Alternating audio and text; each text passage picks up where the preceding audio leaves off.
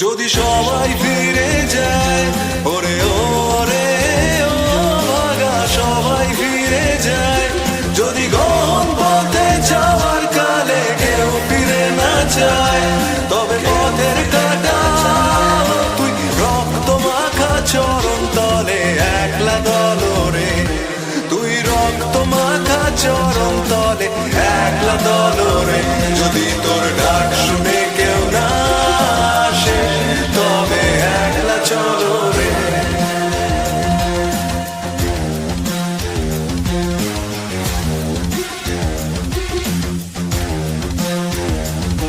যদি আলো না ধরে, ওরে ওরে ও ভাগা আলো না ধরে, যদি ঝড় বাদলে আধার রাতে দুয়ার দেয় ঘরে, তবে বজ্রানলে আপন বুকের পাঁজর জ্বালিয়ে নিয়ে একলা চলো রে, আপন বুকের পাঁজর জ্বালিয়ে নিয়ে একলা চলো রে, যদি তোর ডাক শুনে কেউ না আসে তবে একলা চলো রে।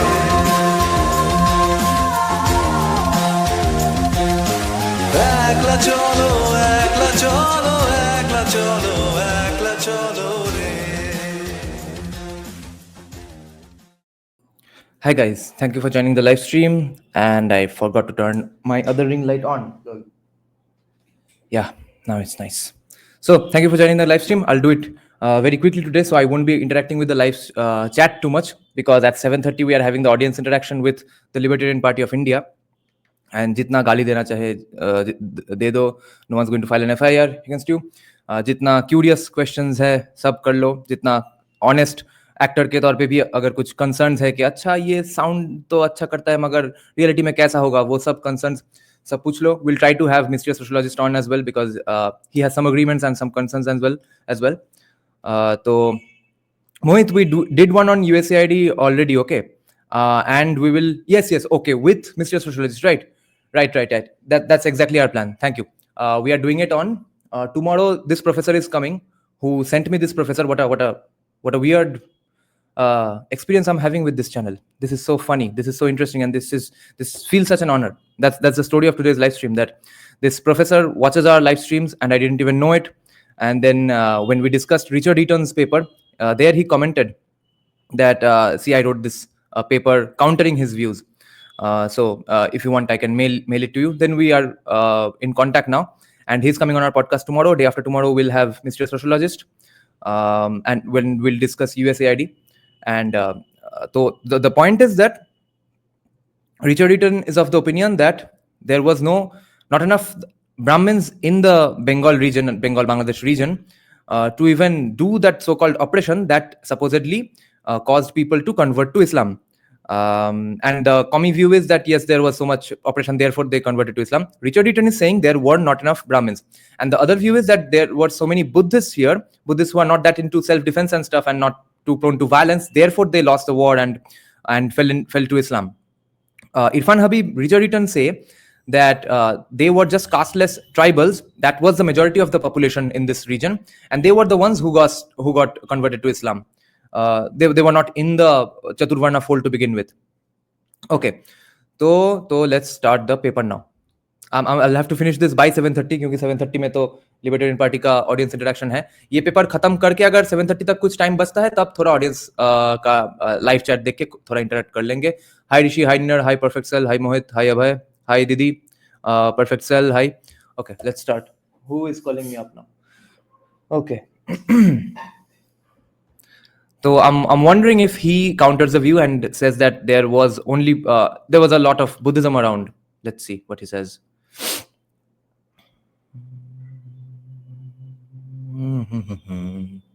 Let me put this on this screen. What a fun audience I have. JNU professors. Let me, by the way, just, in order to boast a little, let me show you guys who this person is, okay? Wait. I'll show you his credentials first of all, because you may say you don't believe in credentialism, but a majority of the population does, and unknowingly I think everyone does. But your credentials might not be the conventional college degrees, but in some way or the other you always look for credentials. because that's how mimesis happens. Rene Girard, FTW. So see who this person is. JNU, School of Social Sciences, Center for Historical Studies, JNU. Residence number bhi de diya, what the fuck. This is his email. MA in History, JNU. I was a topper of the batch in the Ancient History section. MPhil and PhD in History, JNU. Areas of interest specialization: religion and society in ancient and early medieval India, archaeological history of Indian religions, economic history of ancient and early medieval India, history of Southeast Asia. Experience as a permanent faculty as assistant professor in the UGC pay scale in the PG department of history, 3 central universities. I have 17 years and 11 months of PG and teaching experience. I have taught MA, MPhil coursework and PhD coursework classes and supervised MPhil and PhD researchers. Holy shit. As legit gets in India. Awards and honors, international collaboration, consultancy, not much. Okay, these are some important books by him. Mystery Sociologist was saying he has read some of his books as well. And he was very excited to know that he watches our live streams and sent me his paper and commented on his own. Let's see what are his books. Archaeology of Religion in South Asia. Archaeology of Religion, okay? In South Asia, Buddhist, Brahminical, and Jain religious centers in Bihar and Bengal, 600 to 1200 AD, came out from Rutledge. Rethinking Bihar and Bengal, History, Culture, and Religion, also came out from Rutledge in 2021. Then Religion in Society, Social Dimensions of Buddhism, Hinduism, and Jainism in India, from Manohar Publishers. That's where I think that's a publication house who printed Dr. Shomode's first book as well. I'll have to ask him. My hunch is Dr. Shomode might have told him about our channel, because Dr. Shomode is also from pass out from JNU, and this person studied in JNU and teaches in JNU. Maritime Southeast Asia, History, Culture, and Religion, also from Manohar Publishers. Monasteries, Shrines, and Society, Buddhist and Brahminical religious institutions in India in their socio-economic context, from 2011. Then, Social History of Indian Buddhism, New Researches. Then Studies in the History and Culture of Ancient Indian Buddhism. This is from 2022. Okay. Recent peer-reviewed journals, let's see. Major trends and perspectives in studies in the functional dimensions of Indian monastic Buddhism in the past 100 years. Brahminical temples, this is the paper we are going to discuss today. Brahminical temples, mathas, agraharas, and a Buddhist establishment in a marshy and forested periphery of 2 quote-unquote frontier states, early medieval Surma Valley, that is Sylhet and Kachar. Hey, where's our Abir Zen? Abir Zen, this pronunciation of Char, that's probably the British way of pronouncing it, right? What's the Bengali pronunciation of this name in Bangladesh? I can't figure out. Kachar district, I've heard of it, I think. What's the Bengali pronunciation? Circa 600 AD to 1100 AD. This came out on Religions of South Asia journal. Then cultic relationships between Buddhism and Brahminism in the quote-unquote last stronghold of Indian Buddhism. An analysis with particular reference to votive inscriptions on Brahminical sculptures donated to Buddhist religious centers in early medieval Magadha. Wow. Jain and Brahminical temples and political processes in a forested frontier of early medieval southwestern Bengal. A study of Purulia. Nice. Purulia is in Bengal, okay? There's a place called Ayodhya as well in Purulia, Ajodhya Pahar. Merchants and their family members as donors of inscribed sculptures, in early medieval Bihar and Bengal. Vishnu temple and its social linkages in 11th to 12th century AD in Komilla, Bangladesh. Oh, so many papers. Okay, let's now start discussing his paper. Brahminical structures, mathas, agraharas. How can one download such papers? The ones he discusses can't be downloaded. Silver Blaze, एक तो है कि you can take a membership of what's that famous journal collection website? I forgot the name also. I used to get papers from there only. What's the name? Can anyone remember? There, even if you don't subscribe, you have access to at least 100 papers. Not at least, exactly 100 papers, up to 100 papers in 1 month. Okay, उससे ज़्यादा कहाँ पढ़ोगे वैसे भी. JStore, yes. JStore में subscription नहीं रहने से भी you can get 100 papers for free. And plus, there are other ways to do it. The way some people used to download songs 10 years back, that way. And most papers are some way or the other available on some website. Okay, let's now start Sir's paper. His name is Dr. Birendra Prasad. I don't think he's Bengali. I'll have to ask him. These middle names and surnames work in Bengali as well.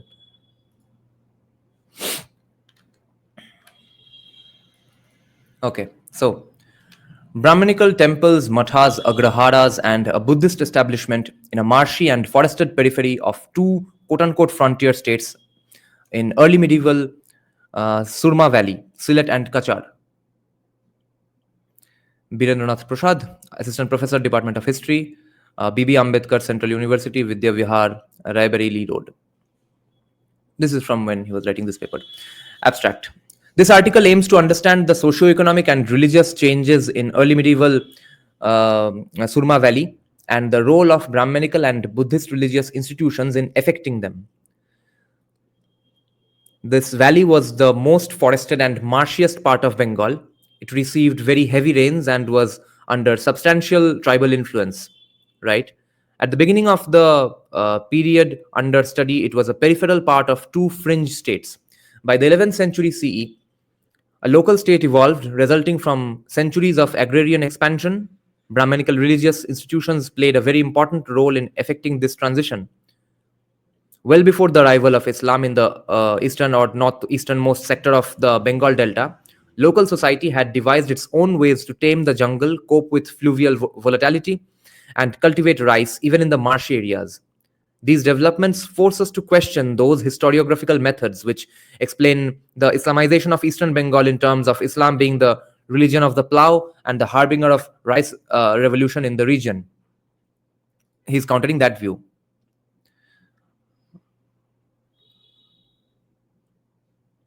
Brahminical temples are increasingly seen as complex institutions acting and reacting with other societal institutions, yes, influencing them and influenced by them, exactly.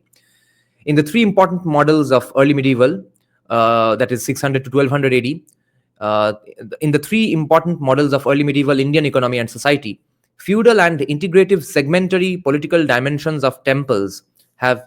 Why are people calling me? Okay. In the three important models of early medieval Indian economy and society, feudal and integrative and segmentary political dimensions of temples have attracted significant attention from historians. Political factors, alliance with the political elites, and the degree and nature of patronage received by the temples from such elites are believed to be important in influencing the careers of temples. The integrative model of early medieval polity and economy emphasizes the quote-unquote heterogeneity of the geographical space, the cultural implications of socio-economic interactions between the forested space and cultivated space, and the roles of the temples in hastening the transition from Aranya to Janapada, creating a new resource base for a gradually centralizing state. An important paradigm shift is also discernible. A micro-study of the locale, where these temples were emerging and functioning, and spatial variations in their roles, which propels us to explore similar issues in other parts of early medieval India. In which kind of locale did these institutions emerge and function? With what social variables did they interact? Did their role remain the same through time? What were the results of these interactions? Keeping these issues in mind, we will attempt to understand the roles of Brahminical temples and mathas in the early medieval Surma Valley, corresponding to the colonial districts of Sylhet and Kachar. This valley was the most forested and most marshy part of Bengal, suffering from fluvial volatility. In the whole of early medieval Bengal, tribal influence was probably most pronounced here.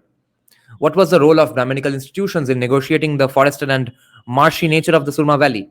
How did they interact with the tribal cultures? What was the role of state patronage in this process? What was the overall result? As this study is concerned with the cultic and socio-economic dynamics of the area before the spread of Islam there, this will impinge upon theories of the Islamization of medieval Eastern Bengal. एक footnote पढ़ लेते हैं. The professor is writing, the Barak River originates in the northern hills of Manipur. After passing through Kachar in southeastern Assam, it enters into the Sylhet Valley, Sylhet district, at a place called Amal Sidh on the Indo-Bangladesh border. It bifurcates into the Surma and Kushiara rivers. The Surma, north branch of the Barak, and the Kushiara, southern branch of the Barak, almost encircle the district of Sylhet and meet the Meghna 300 kilometers downstream. In colonial times, the nomenclature Surma Valley was used to cover both Sylhet and Kachar districts. After the partition of India, Kachar and Karimganj districts in southern Assam are now called Barak Valley. Kachar district is in Assam, the Karimganj area. I see. I wonder what the pronunciation is. Okay. Eastern Bengal in general and the Surma Valley in particular are important for understanding religious dynamics in an area which provided the most fertile avenue for medieval Islamization in the vast landmass of South and Southeast Asia from the Sutlej to the Mekong. Islamization of this land has been so successful today that the Bengalis from the second largest ethnic group in the ranks of Islam after the Arabs, rendering Eastern Bengal an island of Muslim majority in a sea of Hinduism. This Islamization of Eastern Bengal has been most spectacular in the areas to the east of the Surma Meghna rivers. Recent American historical and anthropological scholarship has sought to explain this transformation in terms of environmental and associated socio-economic changes, arguing that Eastern Bengal in general and the districts of the active delta in particular were a kind of quote-unquote slowly opening frontier due to perennial fluvial volatility, impeding the growth of stable human settlements and prosperous agrarian economy before the arrival of Islam. Richard Eaton has explained the expansion of Islam in Eastern Bengal in terms of Islam being the harbinger of a quote-unquote rice revolution. Yes, that's the paper we discussed. His basic argument is that in much of Eastern Delta, rice agriculture and Islam were introduced simultaneously, as Eastern Bengal experienced a transition to settled agriculture at the time that Islam took hold among common folk. Before the introduction of plough agriculture by Islam in this area, the subsistence economy of Eastern Bengal was characterized by fishing, hunting, and gathering and slash and burn farming. Rural mosques made of thatch and wood and tied economically to the land and politically to the expanding Mughal state functioned as institutional nuclei for the integration of quote-unquote tribal communities practicing slash and burn agriculture into the Islamic great tradition. If Islam was the quote-unquote religion of the plough in Eastern Bengal in general, this character was most explicit in the tract from Sylhet to Chittagong. Hence, within Eastern Bengal, Islam had the greatest success here.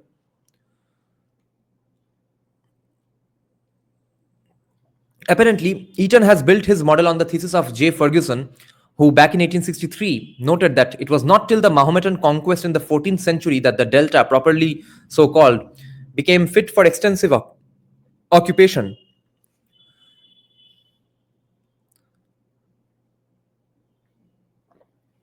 Ferguson's core thesis that the floodplains of Eastern Bengal could not be opened for regular human occupation before the Islamic conquest may sound surprising today, but he cannot be faulted for this, as he was writing in a period when practically nothing was known of the pre-Muslim history of Bengal. More surprising is its uncritical acceptance by Eaton. This article will contest this view through an analysis of the socio-economic and religious changes that took place in the early medieval Surma Valley, primarily using copperplate inscriptions. The Tipera copperplate of Samanta Lokanatha of 664 AD CE, the Kalapur copperplate of Samanta Marundanatha, second half of the 7th century CE, the Nidhanapur copperplate of Bhaskara Varman, which is in the first half of the 7th century CE, the Poschimbanga copperplate of Sri Chandra of the term Paschim. Oh, that's not Paschim Oh my god, that's Paschim Bhaga. Lol. The Paschim Bhaga copperplate of Sri Chandra of 930 CE, the Bhatera copperplate of Govinda Keshava Deva of 1049 CE, and the Bhatera copperplate of Ishana Deva, latter half of the 11th century or early 12th century. We shall try to see the socio-economic transformations taking place in this area in a span of some 500 years, circa 600 to 1100 CE, and the role of temples, mathas, and agraharas, which were the tax-free land granted to an individual Brahmin or a group of Brahmins in this process. This paper is going to be very interesting, especially because we are reading this as a counter to a paper we have already discussed, and at least I guess that's right then, because I'm not an academic and not a full-time historian. So this is going to be fun reading coming to know of a counterpoint here. This article is concerned with just one aspect of the socio-economic dynamics of the early medieval Surma Valley, which is the role of the Brahminical institutions in negotiating the marshy and forested landscape of this valley. This is not to deny the role of trade, as trade plays an important role in the process of secondary state formation. This could have been very significant in early medieval Samatata and Harikela. From the 7th century CE onwards, port cities of the western delta, Tamralipti, Shubhendu Adhikari's area, and Chandraketugarh, a place about 2 hours drive from Kolkata, began to decline due to diverse factors. There is no evidence that seafaring merchants used them from the 8th century CE onwards. An important consequence was the gradual shift of the maritime focus of the Bengal Delta southeastwards towards the Comilla Chittagong coast. Eventually, the Comilla Noakhali and Chittagong coastal plains emerged as one of the most active zones for long distance maritime trade and commerce in the entire middle and lower Ganga Valley. During the early medieval period in this area, in contrast to the rest of Bengal, had a tradition of regular silver coinage. Coins were issued by the guilds of merchants also, particularly in the coastal plains of Chittagong and the adjoining portions of Comilla. Though the Surma Valley, as part of the monetized states of Samatata, Shomotot actually, that's the pronunciation in Bengali, Samatata, and Harikela, could not have been immune to these developments. It appears on the whole to be peripheral in terms of finding of coins. But even these limited findings may indicate that the Surma Valley was a part of the Bay of Bengal interaction sphere, and this could have had significant implications for this area. This aspect of the history of the area may be explored by a more skilled hand in future. This article will concentrate on agrarian and cultic dynamics. The geographical background. In Spate and Learmont's classification of 1967, the lands to the east of the Surma and the Meghna, the Surma Valley, plains along the Meghna River, and the plains along the Chittagong coast form a separate physiogeographic subdivision within Bengal. This subdivision includes the Kachar districts of Assam, which is an extension of the Sylhet plains. In Bangladesh, it covers the modern districts of Sylhet, Comilla, and Noakhali, and the coastal plains of Chittagong. The area to the east of the Surma Meghna forms a great embayment of lowland between the Shillong Plateau and the parallel ranges which extend from just east of Comilla to beyond the Burma border. The Meghna Surma embayment is perhaps the most amphibious part of Bengal during the monsoons. Due to high rainfall, interruption of the slopes of the Madhupur jungle down to the sea, and the ponding back of local waters by the main Brahmaputra Ganga current. Within this general pattern, a differentiation exists. The Sylhet district is certainly the most amphibious part, not only within this sub-region but practically within Bengal. Till the late 19th century CE, it was a kind of frontier within eastern Bengal, and the only outlet for agrarian expansion for this population-saturated region. Sylhet, the land of winding rivers, swamps, and rice, is one of the marshiest districts of Bengal. Large swamps, locally known as haors, are one of the most important characteristics of the landscape. This district, consisting of the lower valley of the Barak or the Surma, is an open alluvial plain about 70 miles wide, surrounded by the Meghalaya hills in the north and the hills of Tripura in the south. In the west, it opens towards the delta of Lower Bengal. The greater part is a uniform plain, broken only by clusters of small sandy hillocks and intersected by a large number of rivers, watercourses, and drainage channels. Annual rainfall is around 150 inches in eastern Sylhet, one of the highest in the whole of Bengal. It could have been higher during the early medieval phase when this area was more densely forested. High precipitation ensured a thick forest cover in the past and imparted a general amphibious look to the landscape for the greater part of the year. In the later 19th century, the torrents that poured down in cataracts from the hills during the rainy season, together with the heavy local rainfall, used to convert the entire surface into a boundless sea of water. During the monsoons, an immense area of the district goes underwater. The villages are strung along the banks of the rivers, avoiding the marshes that lie behind, or they are aligned to the edges of Tripura ridges.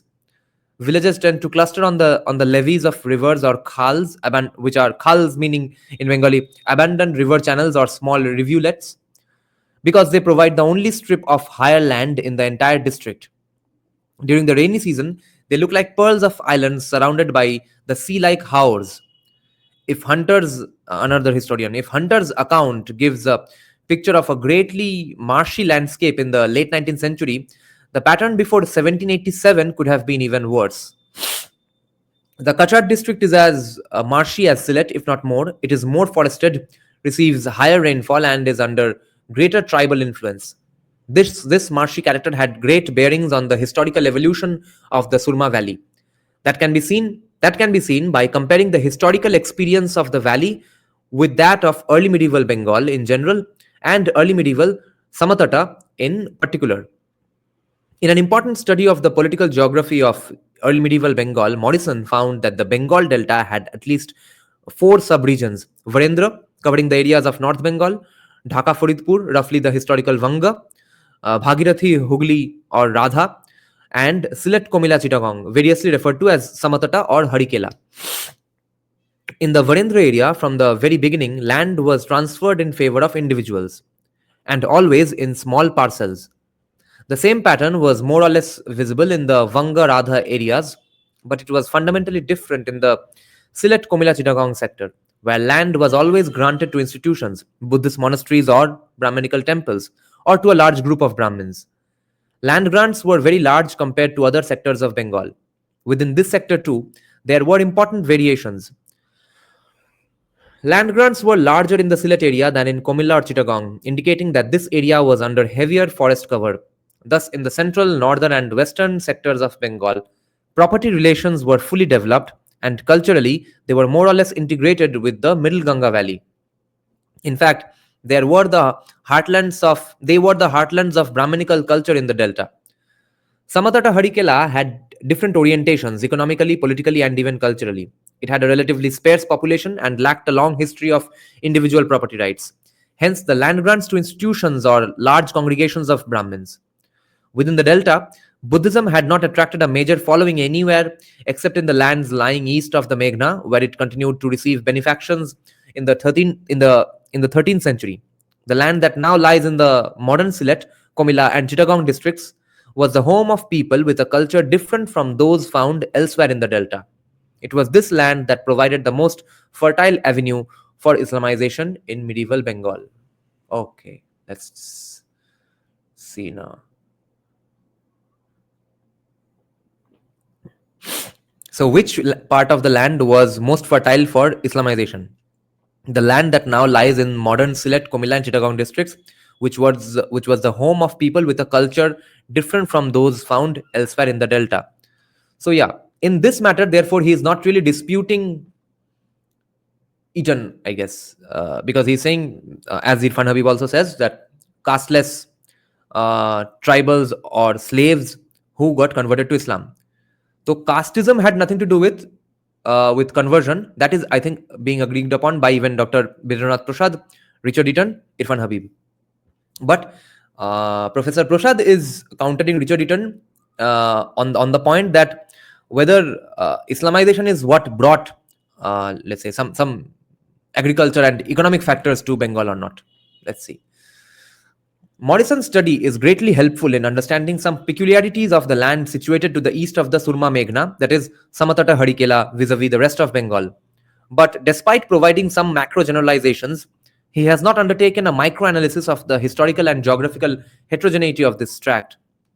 We accept his thesis that Samatata Harikela was a periphery within early medieval Bengal. But every periphery has its own core, peripheries and semi-peripheries. Exactly, yes. Wait, मेरा चश्मा थोड़ा परिष्कार करना पड़ेगा.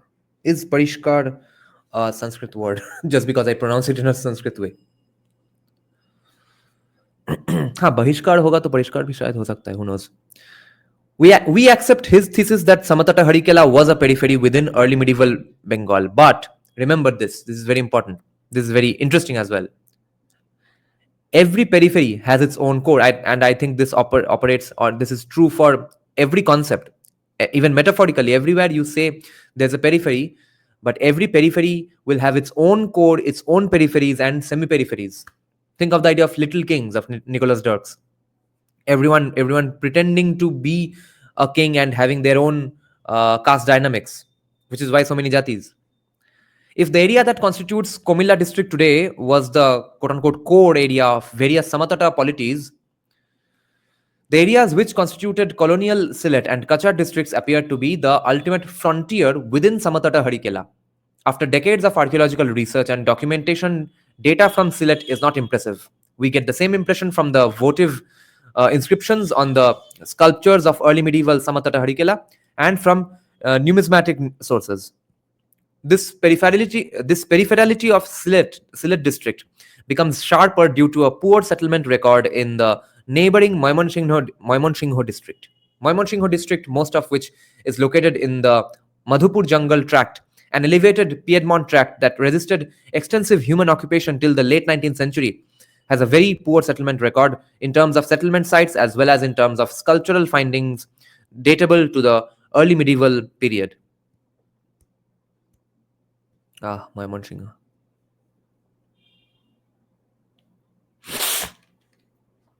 Situations to the east of the Sylhet district in the Kachar district are even worse.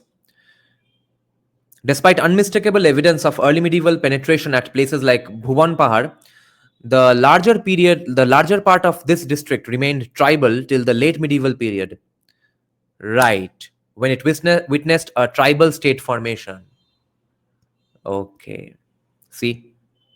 The Surma Valley was subject to divergent political and cultural pulls, and it remained either under the control of the polities based in Kamrupa or Pragjyotisha, Brahmaputra Valley of Assam, or Samatata.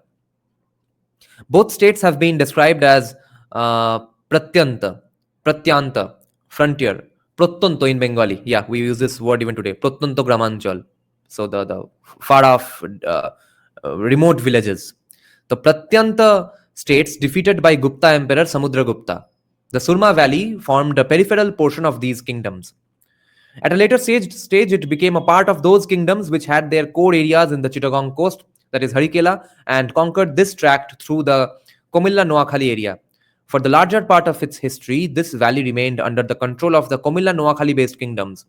By the last phase of this period, it witnessed a local state formation as well. This is a short description of the locale, which is largely marshy, heavily forested, under substantial tribal influence. One of the peripheries within peripheral states where Brahminical temples and mathas emerged and functioned during the early medieval phase. We shall now trace the patterns of interaction between these institutions and other societal institutions in the context of the process of early medieval state formation, consolidation of its resource base and legitimation. Now, so Professor Prasad here is admitting that at one point these were just tribal lands. Now let's see if those tribal lands become Brahminical and therefore have a caste system of their own, in order to escape from which they get to Islam.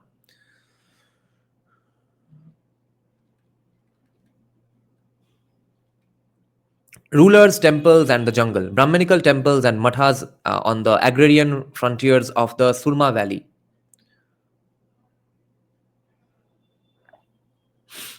This is such tough work, man. Fusing history with geography seems such a mind-bogglingly tough job for me personally, because I can't stand geography for more than my brains can't bear geography for more than 10 minutes. Which is why reading Land of Seven Rivers first chapter or Nihar Ranjan Rai's Bangali Itihash has been so frustrating in the beginning portions of the book. It's all geography, because in the end geography always affects socioeconomic phenomenons. No, so you'll have, if you really want to know about a culture or a place, its economic history, its economics, you'll have to get into the geography. But so I just have to power through the geography areas of such scholarship. An active alliance between the state and Brahminical religious institutions and the Brahmin community is discernible in the Nidhanapur copper plate of Bhaskara Varman of Kamrupa, 600 to 650 AD, found at Nidhanapur village, 17 miles southeast of Sylhet town. The original grant issued by Bhuti Varman, who lived from, I guess, or was a king from 518 to 542 CE. The great grandfather of Bhaskar Varman recorded the donation of a large tract of land, the Mayura Salmala Agrahara, to a congregation of Brahmins on the principle of Bhumichhidra Nyaya, indicating the donation of a tract of land that was not under plough, where the Donis had to initiate agricultural activities. By the time of Bhaskar Varman, the original copper plate was lost, so the donated land became subject to taxation. He therefore renewed it. By this time, important socio-economic changes had taken place in the locality. The document shows the transitions taking place there in a space of some 100 years. It offers one of the earliest available records for fluvial volatility, its impact on the population of the Agrahara, and the attempt by this community to cope with this volatility. Impact on the population of the Agrahara and the attempt by this Agrahara community to cope with this volatility. Okay. The boundaries of donated land as mentioned in this copper plate. The boundaries of the land, donated land as mentioned in this copper plate reveal some interesting inferences. A big Jatali, okay, that's the name of a tree. Bignonia suavalens. I don't know how to pronounce this. Or Binonia. Yeah, Binonia suavalens. A big Jatali tree marked its northern boundary. Southern boundaries were demarcated by a big hewn fig tree. On the eastern side, it was bounded by the Kaushika River, and on the western side by Ganginika. Okay, bah, beautiful Bengali name. The boundaries refer to elements of natural geography, and the donated tract was not bordered by a settled agrarian tract on any side. That indicates that the locality in which this Agrahara was created was originally in a forested tract and prone to forest growth. A large Brahminical settlement, including a temple, was planted by the state in this largely forested tract.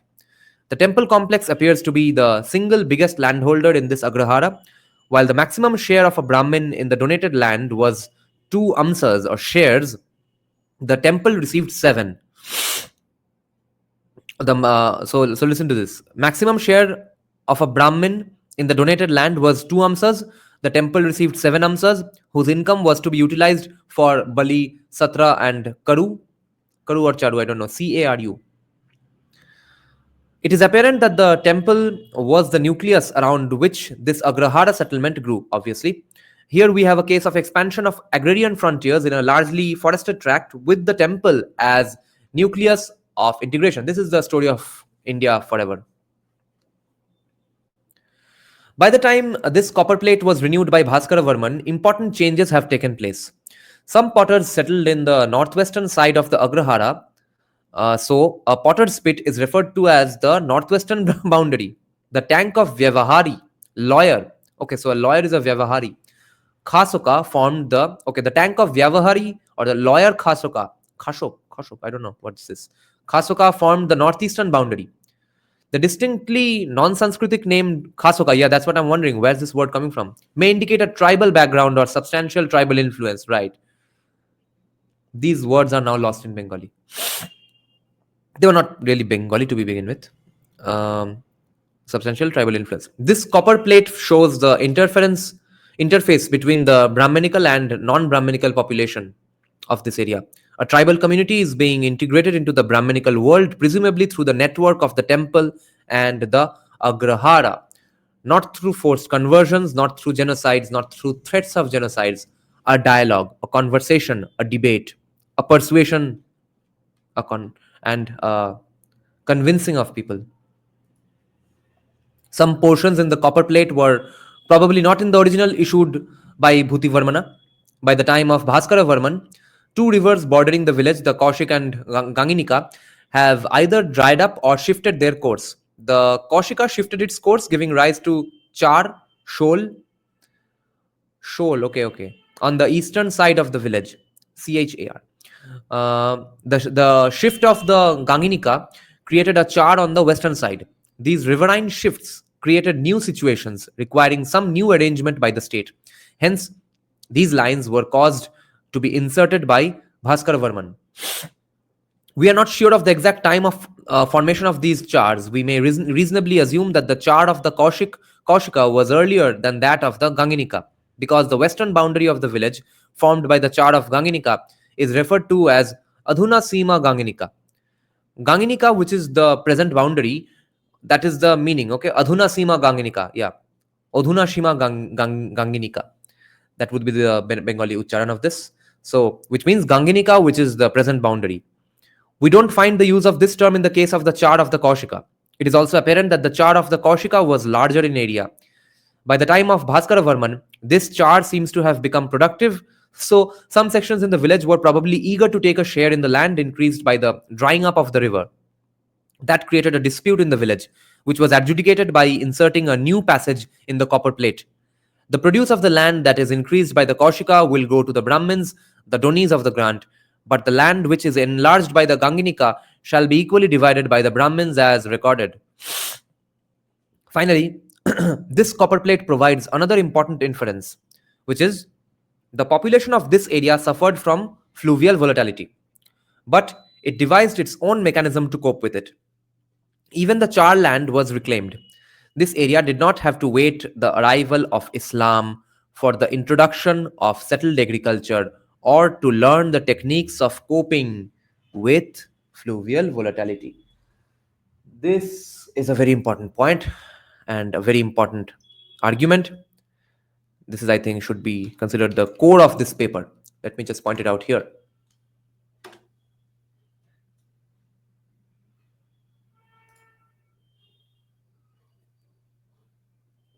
This is where Eaton gets it wrong. Oh, netizen, that's a chor in Bengali. I see. That's what I'm wondering. What's this char? Char. Okay, thank you, thank you.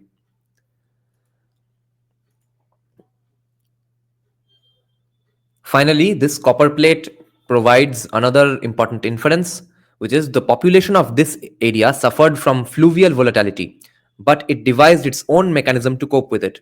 Even the chor land was reclaimed. Chor means that bit of a dried up land in between rivers or in the middle of even the sea every now and then, of course, near the beach. Even the chor land was reclaimed. This area did not have to await the arrival of Islam for the introduction of settled agriculture or to learn the techniques of coping with fluvial volatility. Excuse me. Excuse me. Nina, good question. I'm still wondering. Keep these questions in mind. He's coming on our podcast tomorrow. We'll ask him about this. This will be, I think, the main focus of our discussion of our podcast tomorrow. Tomorrow at 7:30. Okay. I have not announced it as of yet, but verbally he has confirmed. The political pattern in the Surma Valley on the death of Bhaskar Varman is unclear. A powerful, semi-independent Samanta or feudatory or vassal stratum emerged. Shamanto, Shoinno Shamanto, owing nominal allegiance to the paramount ruler of Samatata, who was known as Samatateshwara, Shamotateshwar.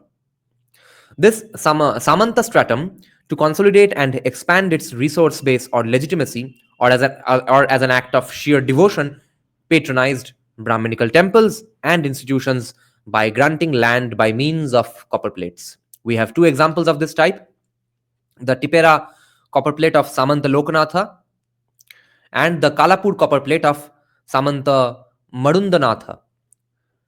The seals attached to both copper plates are remarkably similar and refer to Kumara Matyadhikarana. Okay, so Kumar Amatyadhikarana. Okay, Kumar Amatya his Adhikarana. The seals attached to both copper plates are remarkably similar and refer to Kumaramatyadhikarana. In the next line, they record the name of the individual donors, Loknatha and Madundanatha, respectively. I wonder where their descendants are today. What would be their caste? They would still be Brahmins, probably. DC Sarkar has rightly opined that these seals actually belong to the Adhikarana, that is, office of the Board of Administrators, attached to the Kumaramatya, that is, the administrative officer Amatya, who was enjoying the status of a prince of royal blood. So a young IAS Babu from a political family, if he becomes an IAS Babu. And that's a bad example, really. Who was usually the ruler of a Vishaya district or its subdivision. The names Lokanatha and Madundanatha were written on the seals, apparently to indicate that they had countersigned the original document afterwards, incised on the copper plates. and the importance given to them would suggest that they had risen to semi-independent status. These semi-independent rulers patronized Brahminical temples with land grants, but the land happened to be forested tracts. Thus, the Tipera copper plate refers to Sarman, an Orthodox Brahmin. Pradosha Sarman, who has caused the construction of a temple of Bhagavata Ananta Narayana in a thickly forested portion in the Vishaya or the district of Suvanga or Suvanga, Gudbanga. Some more Brahmins have settled in the same area and were probably attached to this temple. This copper plate claims that the forested tract where this temple was constructed had no differentiation between quote unquote natural and artificial. Krita Akrita Avirodhi Atavi Bhukhande. It had a thick network of bush and creepers and was infested with wild animals, deer, buffaloes, boars, tigers, serpents, etc., who enjoyed, according to their will, all pleasures of home life.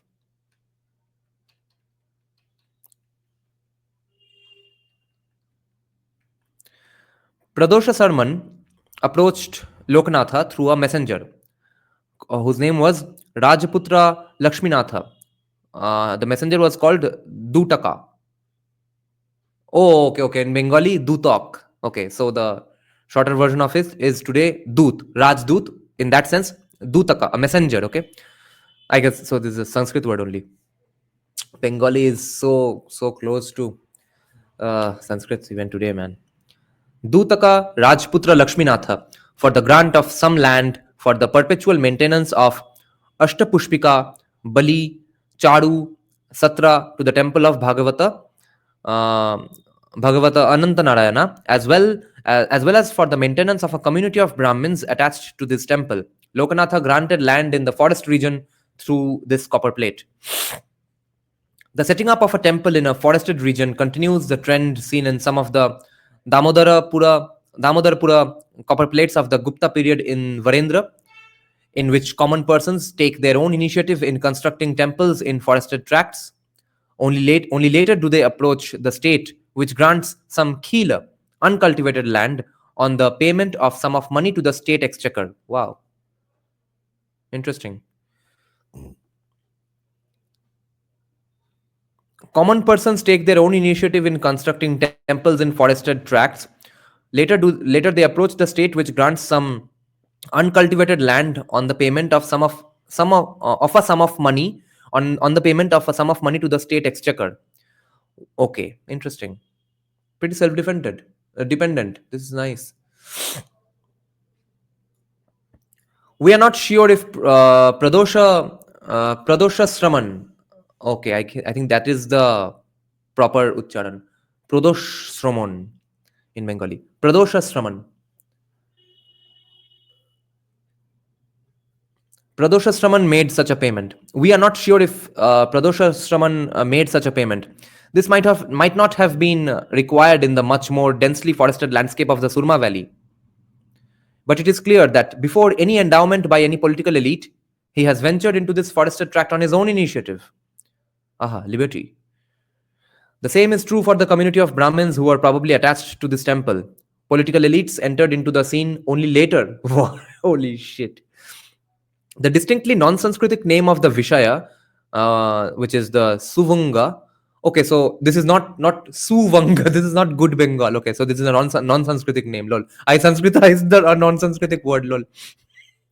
The distinctly non-Sanskritic name of the Vishaya, which is Suvanga or Suvunga or Suvunga. Yeah, there's two V's for a reason. So Suvunga, in which land was granted, might suggest that it was located on the remote frontiers, probably in a tribal region. But it's hard to concede that Suvunga has nothing to do with the word or name Vanga later on. Most probably it was in the Suvang area of Kachar district of today's southern Assam.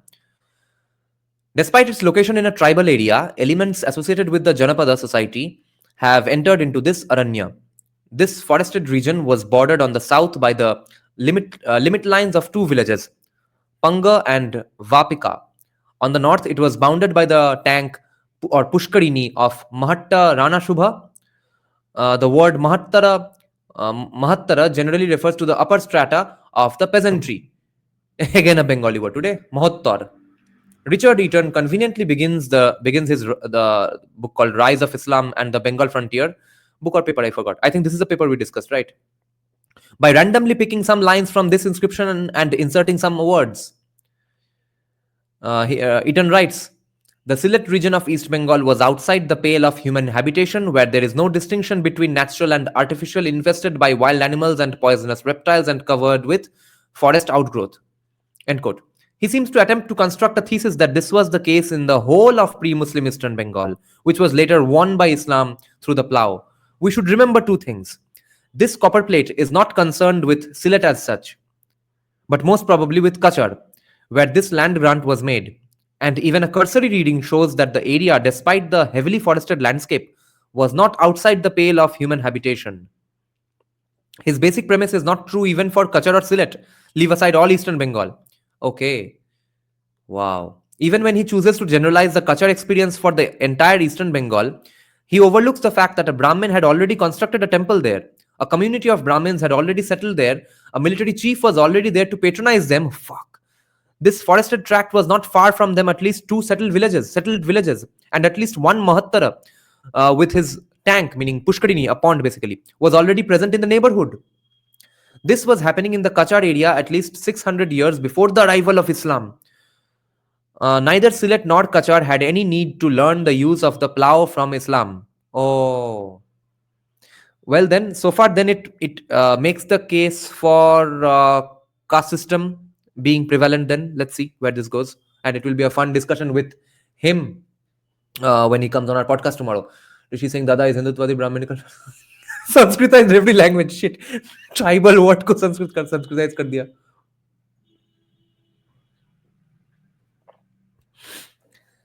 Samrat Alakashendra.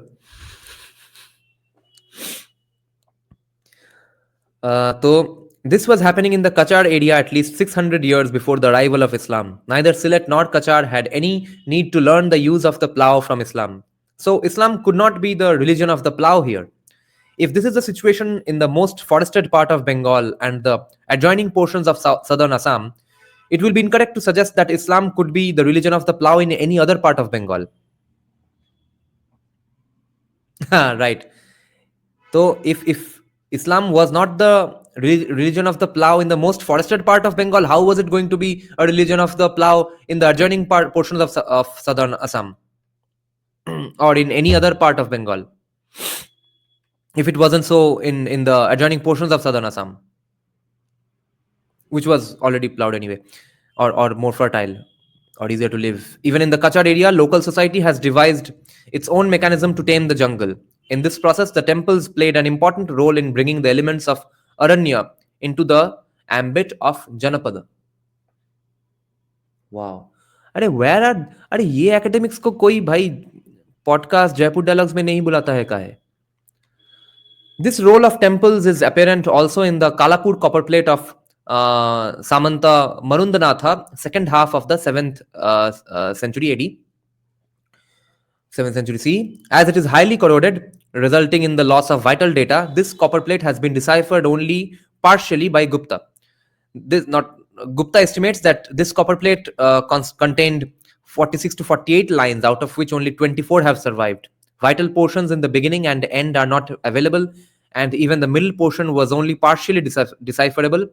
Sarkar, another historian, based his analysis on Gupta's reading, as neither this copperplate nor its impression was available to him. This grant of this copperplate seems to have been made at the request of a Brahmin, Jayaswamin. What would be the Bengali term for this? Joyoshamin. I don't know. Joyoshami, I guess.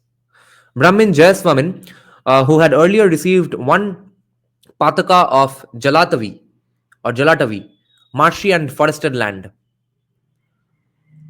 Patak, Jalatavi. These words I don't think survive in the Bengali language today. Rutvik is saying counterpoint, when they say religion of the plow, they actually mean religion of slash and burn mass agriculture. Right, Rutvik, that's the point Nina was also bringing up. Do join tomorrow's 7:30 podcast with this professor. Abhay, do you look forward to reading any archaeological works? Yes, papers, so definitely. Books, I don't have too many on archaeology, except the BB Lal books that I had discussed for a while. Not books, one book.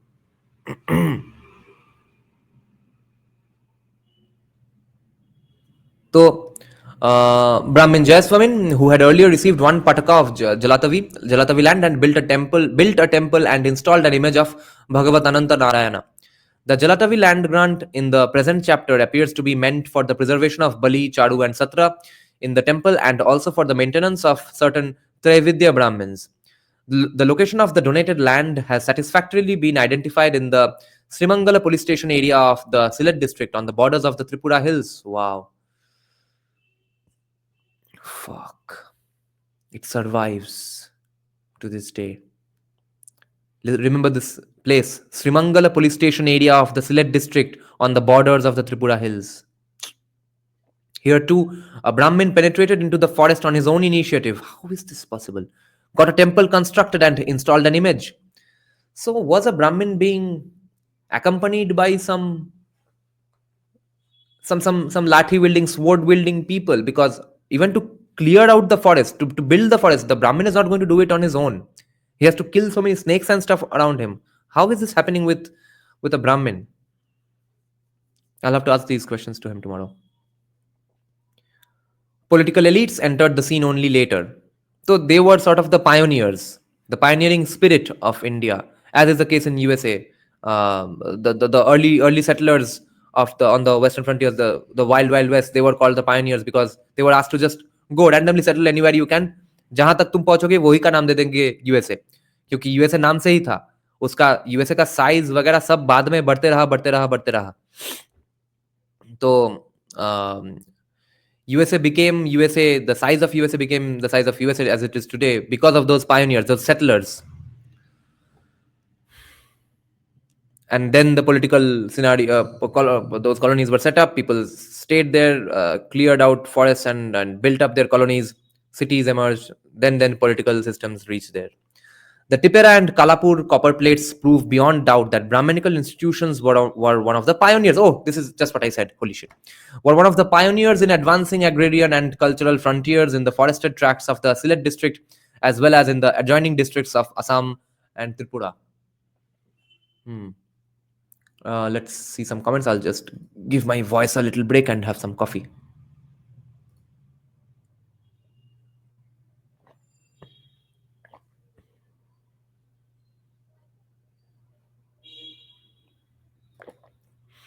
Oh, but archaeology has to be read in a context. Without context, it becomes almost very easily misusable. I don't doubt it these days when they say Muslims made India rich. They turned the entire region into a plantation, while ancient India was about quality balanced with sustainable agriculture. Yeah, coffee, Colombian brew.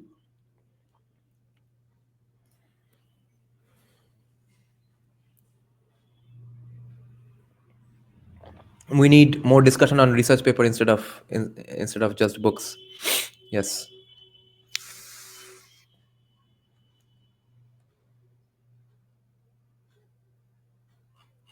Okay, let's continue.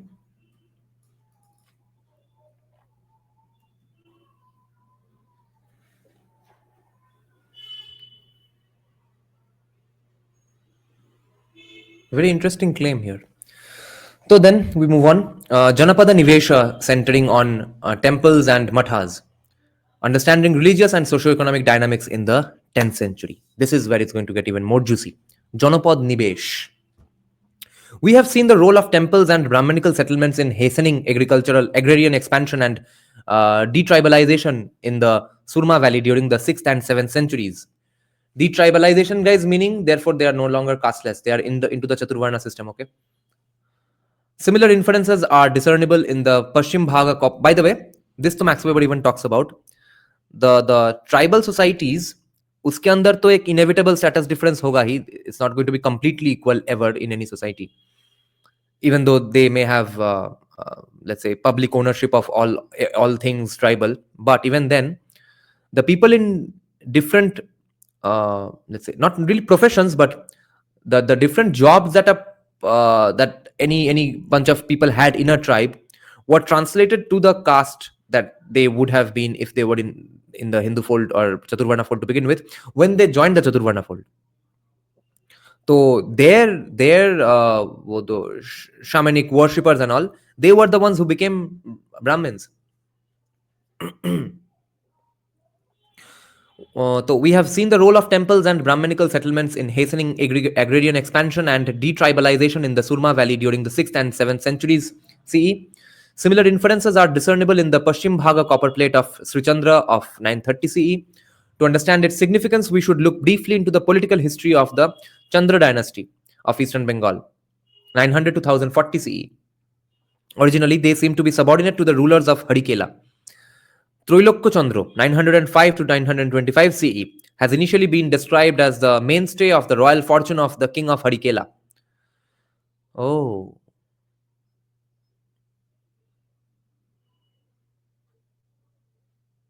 So he was at first an important vassal of the Harikela king, but later established his independent rule. Troilokko Chandra later conquered Chandradweep, or the Bakla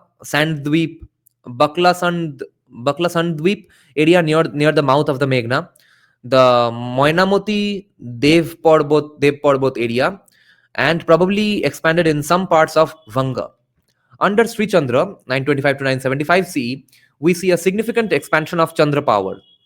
His kingdom definitely included the Dhaka Faridpur area, Sylhet, Komilla, Noakhali, parts of Tripura, the Chittagong coast, and probably the Kachar area of Assam. Holy shit, that's a pretty big area to govern.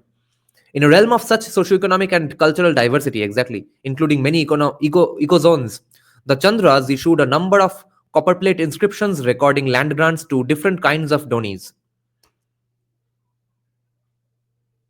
They also shifted their capital to Vikrampura near Dhaka Vikrampur, rather than a hill fort like Devaparvata, which was more suited to the administrative center of local powers like the Khadgas, 650 to 700 CE, and the Rathas, 700 to 750 CE. Rath. What's this Bengali pronunciation supposed to be? They opted for more centrally located Bikrampur, from where they could control wider areas of Bengal. This is a brief sketch of the historical context of the Pashchim Bhaga copper plate. It was discovered at Pashchim Bhaga, a village in the Maulvi Bazar subdivision of the Sylhet district. Its theatre is thus largely the same as that of Nidhanpura copper plate, making it an important document to analyze the transitions taking place in this area in a span of some 300 years. Both are concerned with the state-sponsored colonization of a forested tract through the donation of a large tract of land to a congregation of Brahmins and Brahminical religious institutions in a largely non-Sanskritic area. In the case of the Pashchim Bhaga copper plate, we have a case of virtual state-sponsored Janapada Nivesha, colonization, Janapad Nivesh, centering upon temples, mathas, and a huge congregation of 6,000 Brahmins. This copper plate is concerned with the donation of 3 Vishayas, districts, the Gadala, Pogara, and Chandrapura. Godol, Pogar, Chandrapur. Together with the tract called Avedika. No shit, bro. Attached to Satala Varga within the Srihatta Mandala of Pundravardhana Bhukti. K.K. Gupta, with his deep knowledge of local geography, has calculated that the donated tract was not less than 1,000 square kilometers in area, covering a large section of the southern portions of the modern Sylhet district. These 3 Vishayas were bounded in the east by the embankment at Vrihat Kota, or Big Fort, Brihat Kot. In the south by Mani Nadi, in the Mani River, I guess, Mani Nadi. In the west by a canal or a Khataka called Jujju, another tribal name, or non-Sanskritic name, and the river Vetra Ghangi, Betroghongi, and by Koshiara Nodi, the modern Kushiara River, right, in the north. The entire tract was granted by the king on the principle of Vumichidra Nyaya, or or also known as Bhumichidra Nyayana, which may indicate that a virgin space was being brought under cultivation. It was granted as a permanent gift with many immunities and privileges in favor of the gods Brahma, Vaishvanara, that Vaishanor, that is Agni, Yogeshwara, probably an aspect of Shiva, Mahakala, an aspect of Shiva, and to a congregation of 6,000 Brahmins. So you see, a few days back, Mysterious Sociologist did a podcast with Navavimarsha, our friend channel, our competitors who are taking away our jabs, did a Bengali podcast discussing when Bengalis came from outside Bengal. Okay, so all these, especially Brahmin Bengalis, are mostly outsiders. So today they have no right to say that go away Agarwals and Pandes. This tract of land was granted to increase the merit and fame of the donor and his parents in the name of the Buddha. This land was to exclude the land held by a Buddhist establishment, Ratnatraya, and the land measuring 52 patakas of 10 drona each, which was attached to the boat station of a certain Indreshwara. For some earlier analysis, read this and this. The drona or dronavapa seems to have been originally equal to about 5 bighas or roughly 1.5 acres of land. In the context of the Pashchim Bhaga copper plate of Sri Chandra, Sarkar calculates that one pataka was not less than 15 acres. So this tract of land was granted to this is where now it gets more juicy. This tract of land, okay,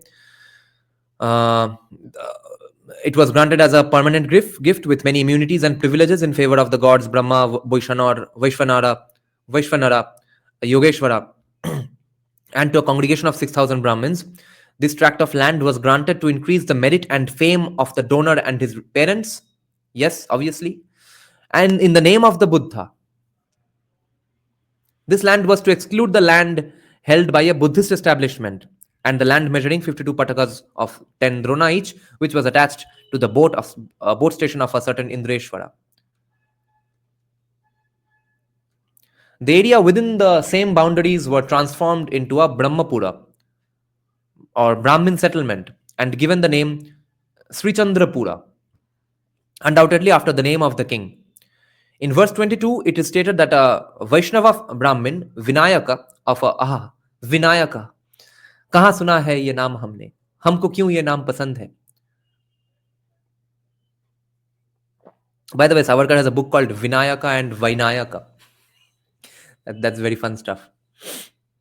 So Vinayaka of a it is stated that a Vaishnava Brahmin Vinayaka of a village called Kaligram was responsible for settling the 6,000 Brahmins in the Sri Chandrapura Sasana. Shashon, so sort of a rule. Sri Chandrapur Shashon.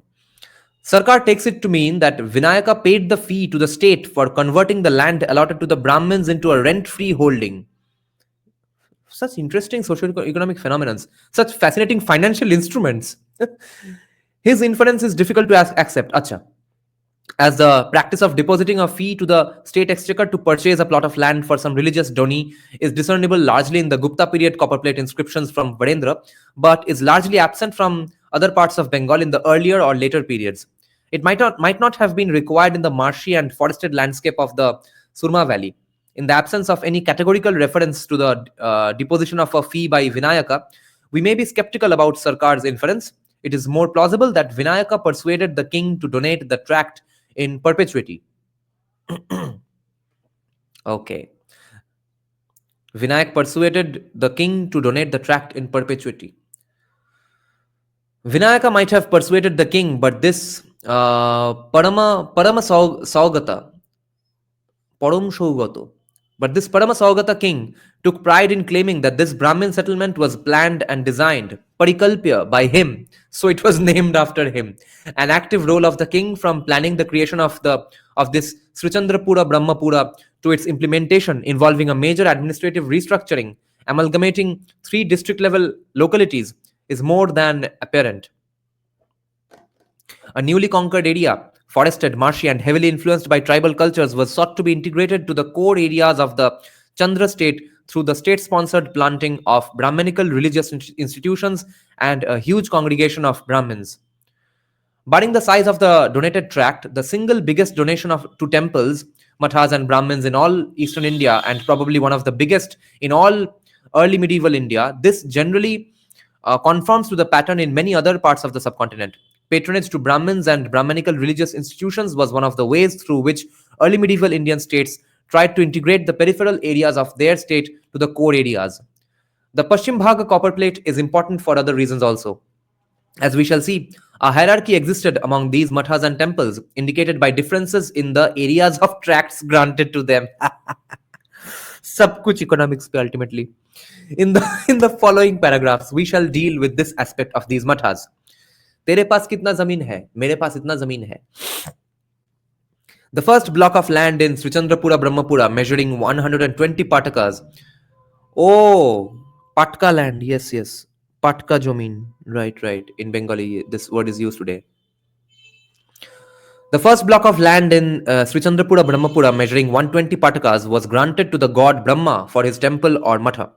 As indicated by the subdivision of land among various donis associated with this matha, it appears to be a big religious and educational establishment. That it served as an educational institution is indicated by the provision for the grant of 10 patakas of land to a teacher, Chandra Vyakarana, and 10 patakas to a group of 10 students for Pali, subsistence, and Ghutika, chalk, probably including other necessities of this type. In Bengali, it's Ghuti today. This temple cum matha was big enough to require 15 players on various drums, 2 conch blowers, 22 servants, 8 chetikas, maid servants, 4 florists, 2 oilmen, so the telecast, 2 potters, kumbhakaras, a kayastha, a clerk, and an accountant or astrologer, ganika. All these received varying portions of land out of the 120 patakas donated to this temple cum matha. 40 patakas were earmarked for repairs and renovations, showing the importance of the complex. The copper plate also refers to a Brahmin whose name has unfortunately not been mentioned, who got 1 pataka of land, probably for building or supervising the building of the temple and the matha. So you see, different kinds of government functionaries, education, academia, bureaucracy, it's all Brahmins only.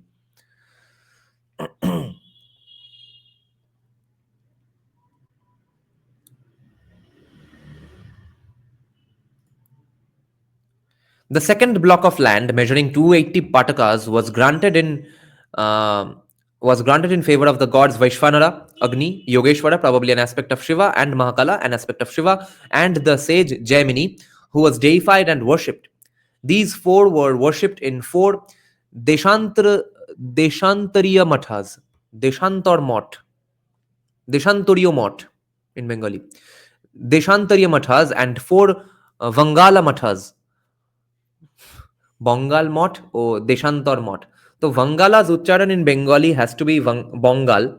And when BJP started winning some seats in 2019 in Bengal, Bangla Pakho people, Rantak Pakho and commies started saying that Bongo ke Bongal hote deven na.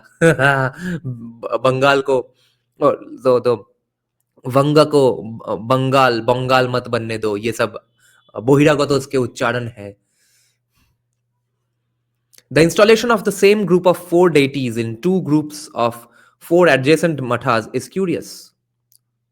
In many aspects, these 2 groups were quite similar. In lines 42 through 47 of this copper plate, shares of attendants and other persons associated with these 2 groups have been enumerated. Both groups had same number of students, as 5 patakas are allotted for each group of 5 students in each of the 4 mathas. So they were basically, there was a free market of mathas competing with each other. Each matha had 1 teacher of the Vedas, and each teacher received 10 patakas of land.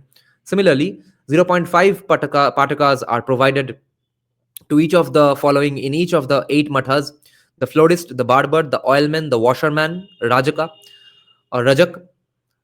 Okay, so the Rajak surname is washerman. Rajok. Yeah, Rajok is a Bengali surname.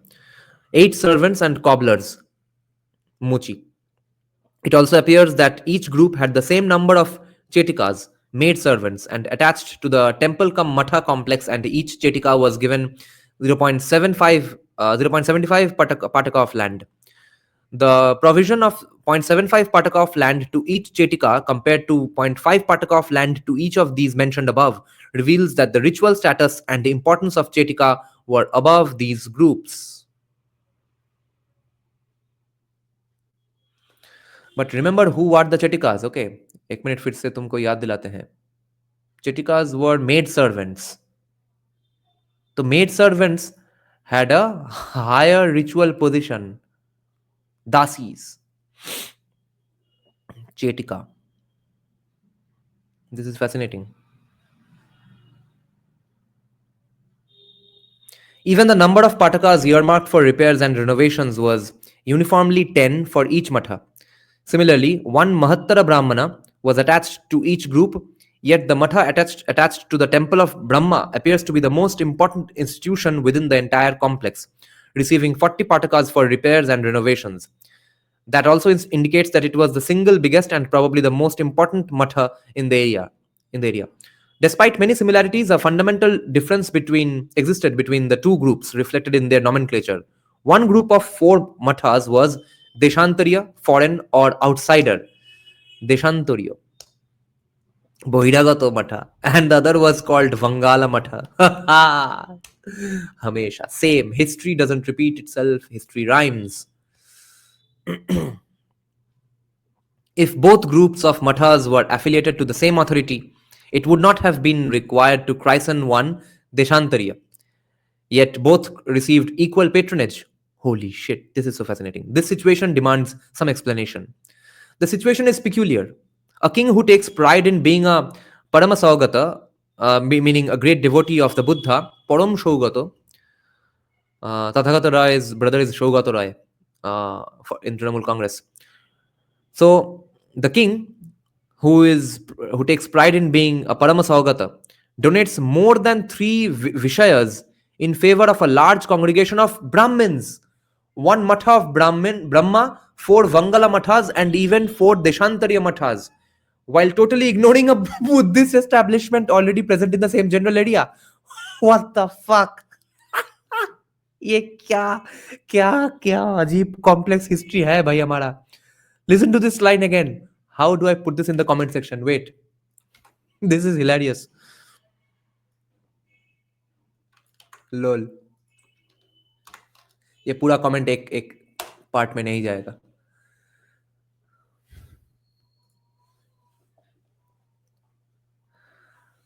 The situation is peculiar. A king who takes pride in being a Paramasaugata, a great devotee of the Buddha, donates more than 3 Vishayas, meaning districts, in favor of a large congregation of Brahmins, 1 matha of Brahma, 4 Vangala mathas, and even 4 Deshantarya mathas, while totally ignoring a Buddhist establishment already present in the same general area.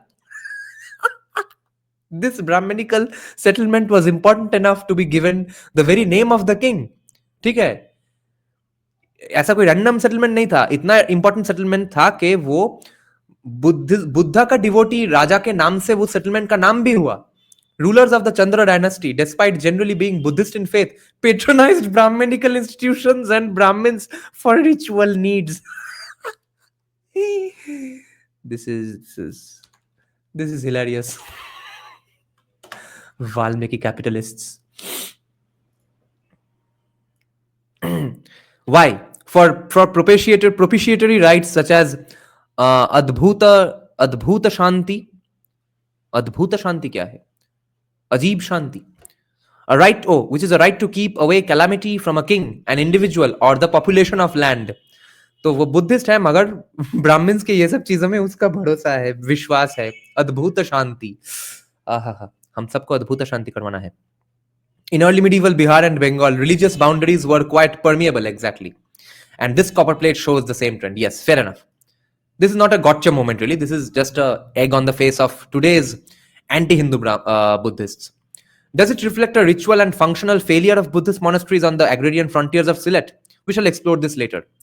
But let's get back to the issue raised above, which is the acknowledged differentiation between Deshantarya and Vangala mathas. Sarkar opined that Chandradvipa, a territory conquered by Trailakya Trailokya Chandra, was also known as Vangaladesha, with, with Vangaladesha. With the expansion of Chandra power, the name Vangala gradually extended over areas of eastern Bengal. He infers that the Vangala mathas of this copper plate were run by priests of Sri Chandra's home territory of Vangala or Chandradvipa, and Deshantariya mathas and temples might have been run by priests from outside the Chandra kingdom. This is a reasonable view. In a recent analysis, it has been argued, quote, but the most important point is that in this religious complex, identical deities were propitiated in two different mathas, respectively, of the outsiders, the Deshantari mathas, and the people of Vangala country in the Vangala mathas. There must have been sharp differences between the two communities residing in the Brahmapura. The difference should be sought outside the religious spheres, as the two groups worshipped identical deities. Difference है, Stark differences है, मगर culturally नहीं, in the religious sphere में नहीं, may be even the non religious cultural aspects, Khan पान etcetera. This is the story of India's unity, guys. This is why, even as an atheist, I have to admit this. I can't get out of my Hindu identity, therefore. It has also been argued that the sharp differences between the Deshantariya mathas and the Vangala mathas could signal their unequal access to resources. This does not appear to be the case. As we have seen, Vangala mathas and Deshantariya mathas got identical land grants with no apparent differentiation in royal patronage. Nor do we see... oh, I didn't mean that I am atheist and even then I'm having to admit to Hindutva. I'm saying that even if I was an atheist, I would have to admit, logically speaking, in the interest of logical consistency. Because that's just what the history is. As we have seen, Vangala mathas and Deshantariya mathas got identical land grants with no apparent differentiation in royal patronage, nor do we see any trace of conflict between the two, a remarkable contrast to the two mathas in some other parts of India. The Paschim Bhaga copper plate also shows a significant absence of any deity of the Vaishnava pantheon. Sarkar has noted that since the absence of Vishnu among the deities worshipped in the area is not easy to explain, Yogeshwara here may also have been an aspect of Vishnu instead of Shiva. This argument is not convincing.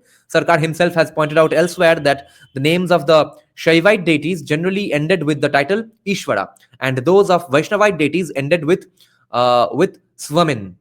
As we have seen in the case of Vinayaka, who is referred to as Vaishnava, that Brahmin, this copper plate is categorical in recording the sectarian affiliations of persons associated with different mathas. We have nothing to suggest that the Yogeshwara mentioned in this copper plate stands for Vishnu. As a whole, the Shaiva affiliation of this religious complex is marked. It is only recently that the role of Shaiva competition in the decline of Indian Buddhism is gradually being recognized. Oh. So, recent scholarship says that it was actually Shaivism that contributed to the decline of Buddhism. No fucking wonder. Shashanka was a Shaivite. Chanakya era mein Bengal ke Shaivite gurus and Brahmins were were getting invited to discuss with Shaiva Siddhanta people in the south as well as the Kashmiri Shaivism people. There's the famous Mahasthangarh in Bangladesh today, a legendary place of Shaivite research in the times of Chanakya. And then Pala dynasty endorses Buddhism a little more. This copper plate, okay. So, it is only recently that the role of Shaiva competition to the decline of Indian Buddhism is gradually being recognized. The Surma Valley pattern seems to conform to this trend. This copper plate proffers some interesting inferences regarding religious equations in this tract of Sylhet.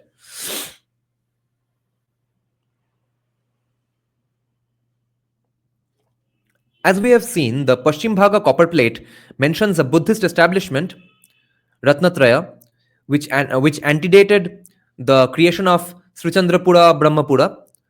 This establishment held some land. We have no means of knowing how much. The penetration of this Buddhist establishment in this part of Sylhet was not the result of any royal munificence.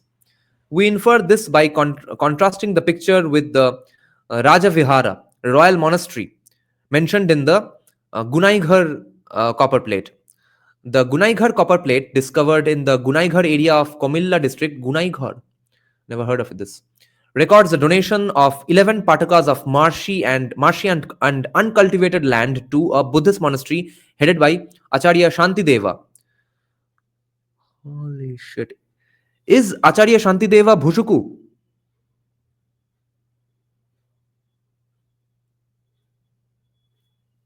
Bhushuku is Acharya Shantideva, right?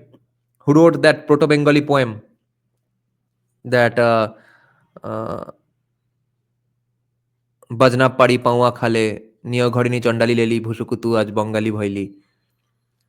A Rajavihara Kshetra cultivated fields belonging to a Rajavihara Kshetra cultivated fields. Rajavihara Kshetra means cultivated fields belonging to the royal monastery that formed the southern boundary of the gift land. The locality in which land was granted to the monastery headed by Acharya Shantideva had other Buddhist monasteries and Brahminical temples also. But the nomenclature Rajavihara was reserved for only one monastery, as appears from the very name Rajavihara. When the foundation of any monastery was the result of direct royal patronage, that was likely to be manifested in its name. Within Samatata, examples of this sort are provided by the Bhavadeva Vihara, Ananda Vihara, etc., within the Mainamati monastic complex. In the available state of knowledge, we have no evidence of any kind of royal patronage to the Buddhist establishment mentioned in the Paschim Bhaga copper plate. It appears that this Buddhist establishment penetrated into the area on its own initiative. It appears that this Buddhist establishment penetrated into the area on its own initiative, devoid of any royal moorings. It survived due to its linkages with the local population. Within early medieval Samatata, we have many examples of this sort. So far, no copper plate recording the gift of any kind of land to any Buddhist monastery has been recorded in the Surma Valley. Yet, we see the presence of at least one Buddhist monastery in this area. What are the implications of the planting of Vangalamathas and Deshantriya Mathas, and a huge congregation of 6,000 Brahmins to colonize a marshy and forested periphery of the state by the ruling Paramasaugata king, while totally ignoring a Buddhist establishment which was already present in the neighborhood of the granted area? Probably the area was too big to be colonized just by the Vangala Mathas, hence the need to bring Deshantriya Mathas. But it is curious that a king who claimed to be Paramasaugata did not entrust a Buddhist establishment with the state-sponsored colonization of this area, and indeed favored Brahminical institutions in this important endeavor. ये थोड़ा comment में डालने दो.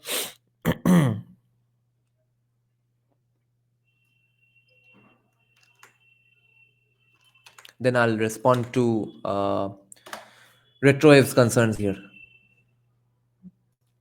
So, Retroev is saying, Dada, what if this professor suddenly claims it wasn't because of Islam Buddhism declined, but because of Shaivism? Even if he says that, first of all, see the context. This professor views our channel regularly. So, is there a reason to suspect such a man in the ways you are suspecting? I know what you are insinuating. I get your concern. But secondly, even if Buddhism did decline because of Shaivism, so what? If it's history, we'll have to admit it. Especially if it's told by legit people who are well-intentioned people, well-intentioned academics and stuff. And especially if it's not on the basis of the sword, if it's on the basis of dialogue, so what? हमने कौन सा ठेका लेके रखा है Buddhism को protect करने का, या फिर बुद्धिज्म को मतलब हिस्टोरिकली प्रोटेक्ट करने का, या फिर इंसुलेट करने का फ्रॉम ऑल सॉर्ट्स ऑफ वैदिक ट्रेडिशंस? अगर शैविज्म के वजह से गड्ढे में गया तो गया, हमको क्या है, अब हम क्या करें? हिस्टोरिकल इनजस्टिस का तो चुतियापा मैं तो वैसे भी नहीं मानता हूं. Let me have a bit of coffee now.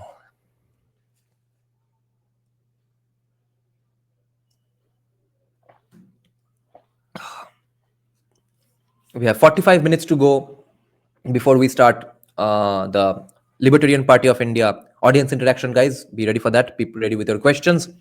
It's going to be audience interaction, but not with calls, because some people speak too slowly. It wastes a lot of time. I'll be taking super chat questions, obviously, and non-super chat questions. I'll only take the ones that I find very significant and important, and we'll try to have Mr. Sociologist in it as well. I'll just be the referee here. I won't be giving too much of my views. Retro, yes, I get your concern. As all the eight discovered copper. Okay. And insert, yeah. So this was the hilarious sentence we ended with.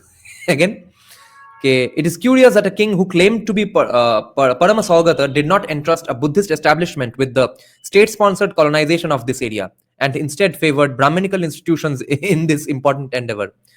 As all the 8 discovered copper plates issued by Sri Chandra are concerned with the donation of lands to Brahmins or Brahminical institutions, one may argue that the Paschim Bhaga pattern is a manifestation of the general trend discernible in his other copper plates.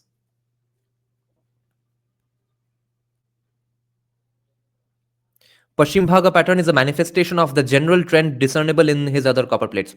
But this may not be a correct analysis. Other known copper plates of this ruler are concerned with the donation of small tracts of agriculturally well-settled lands to individual Brahmins in the Dhaka Bikrampur and Komilla Noakhali areas, that is, which were the core areas of the Chandra state.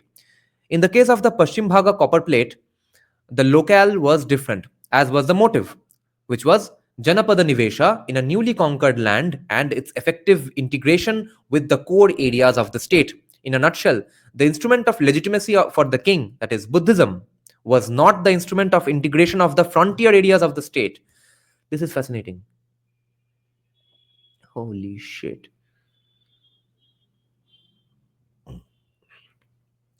The instrument of legitimacy for the king, which was Buddhism, was not the instrument of integration of the frontier areas of the state. So Buddhism was not finding relevance among the frontiers, meaning the tribals. उसके लिए Brahminical institutions को fund करना पड़ा. And the king wanted it, even though it was not his own religion, so to speak, which was doing the job. Fuck. This is fascinating research.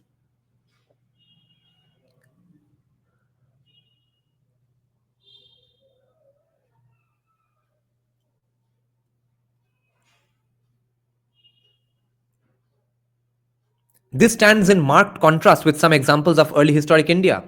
In the case of early historic Deccan, we see that the Satavahana rulers who claimed Eko Brahmana, the foremost important Brahmin status for themselves, relied on the Buddhist monasteries for agrarian expansion, integration of the turbulent tribal frontiers, and detribalization. In the Paschim Bhaga copper plate, the pattern was just the reverse.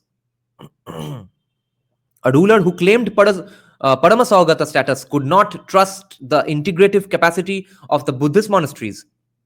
If early historic Deccan may appear to be, so you see, there's a beautiful collaboration between Hinduism and Buddhism in this case. In Deccan में Buddhism does the good job of integrating the entire society into one culture, and in Bengal Hinduism does the job. तो हमको कोई शत्रुता काहे होगा Buddhism से, unless कोई पागल चुतिया है.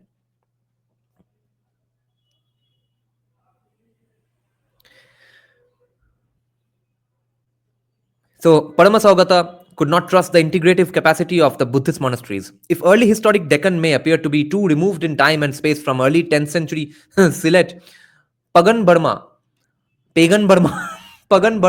may provide a closer contrast, where the Buddhist Sangha provided the institutional nucleus for agrarian expansion, creation and management of hydraulic resources, detribalization, and integration of turbulent tribal frontiers into the body politic of the pagan state.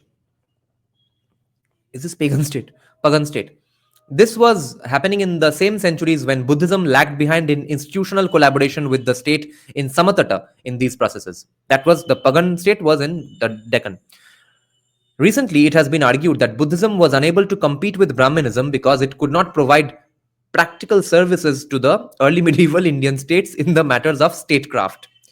As mentioned by Johannes Bronkhorst, a sociologist or anthropologist that, I think historical sociologist or historical anthropologist that mysterious sociologist regularly looks up to. Here we find Buddhism lagging behind in the colonization, right? Here we find Buddhism lagging behind in the colonization of the marshy and forested periphery of the state. So it should not be surprising to see a peculiar feature, which is early Chandras of Bengal were Buddhists, but later Chandras were probably not.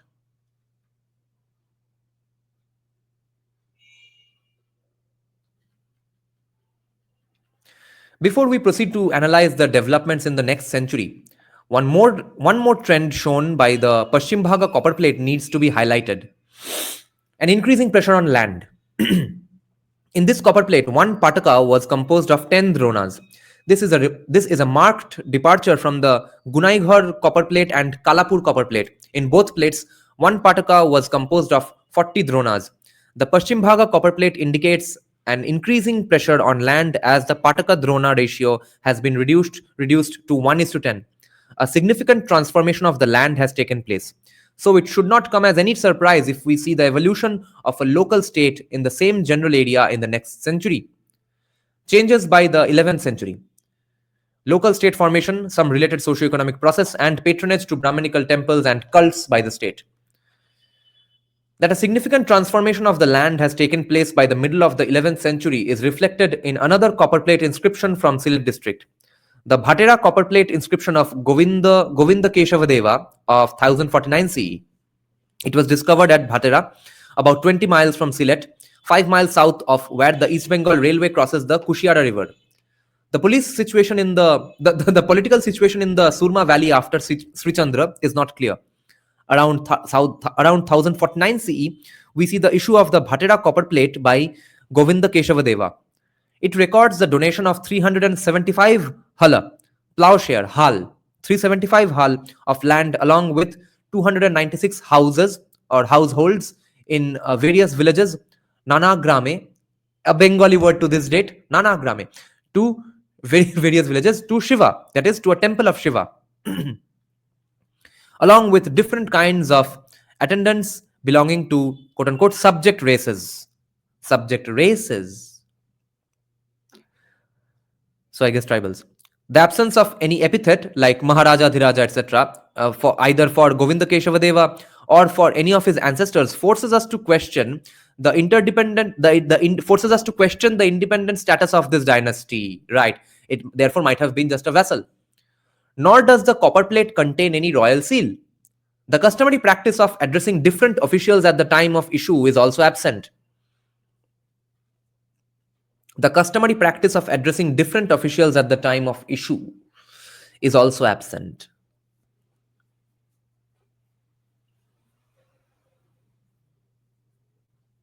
And the plate is rather silent on the administrative structure of the state. It appears that the state which Govinda Keshavadeva forged was at an early stage of institutionalization. But Srihatta or Sylhet, instead of being just one mandala, that is Srihatta Mandala, within Pundravardhana Bhukti, has emerged as a separate political unit as a state. This copper plate refers to Sriharajya,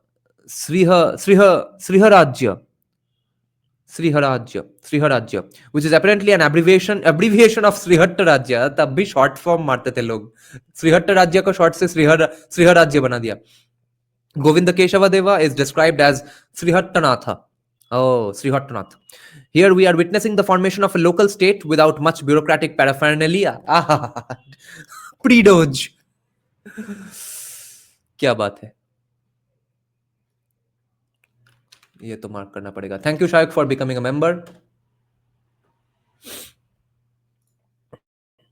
Here we are witnessing the formation of a local state without much bureaucratic paraphernalia, whose ruler grants a large tract of land to a temple of Shiva, ostensibly for the merit of his parents and himself, as well as for the legitimacy of his rule.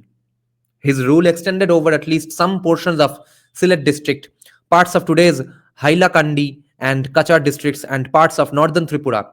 It thus included some areas which have retained their tribal character till a recent past. This is reflected in the language of this copper plate. The first 29 lines are in Sanskrit. Lines 29 through 51 are in a local Bengali dialect, whereas lines 52 through 55 are in an unknown tribal language, probably Kuki. Thus, parts of it were addressed to some tribal audience in an attempt to negotiate the tribal substrata of the area. However, a transformation seems to have taken place in the area since the days of the Tipera and Kalapur copper plates, in which the forested nature of the landscape was the most marked feature. Okay? It's no longer forested, and forested nature of the landscape no longer exists.